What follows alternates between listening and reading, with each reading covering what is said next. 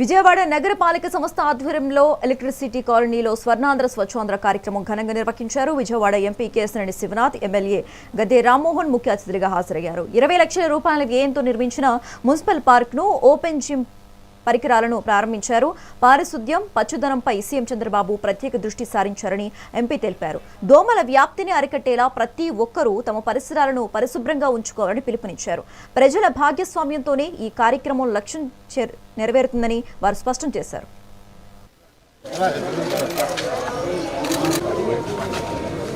Commissioner గారు, గౌరవ additional commissioner గారు మరియు సిబ్బంది అందరూ కూడా ఈ కార్యక్రమాన్ని రూపొందించి మన ముందుకు తీసుకురావడం జరుగుతుంది.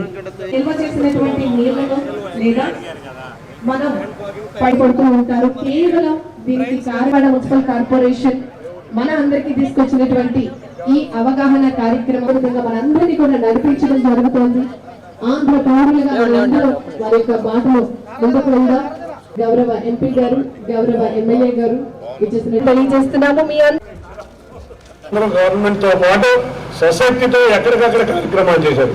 ఇది విజయవాడలో ఉండే అవేర్నెస్. నేను కూడా చెప్తున్నాను, మా ఇక్కడ కాలేజీలు ఉన్నాయి. ఏ కాలేజీ చూసినా స్థలం ఇచ్చిందంతా విజయవాడ నగర ప్రజలే.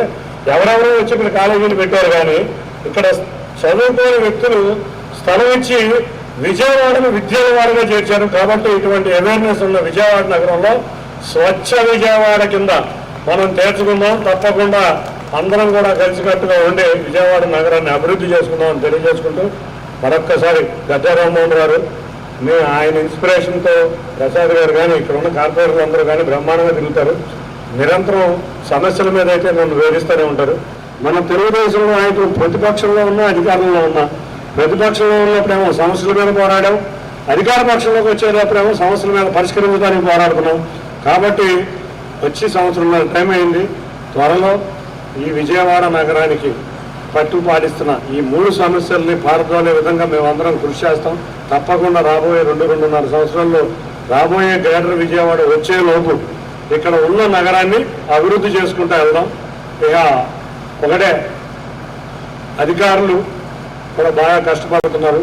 మన విజయవాడ నగరం పారిశుద్ధ్య నగరం కింద ఇండియాలోనే 7 స్టార్ వచ్చి ర్యాంకింగ్ వచ్చిన 4వ నగరం కింద అభివృద్ధి చెందింది. గవర్నమెంట్ తో పాటు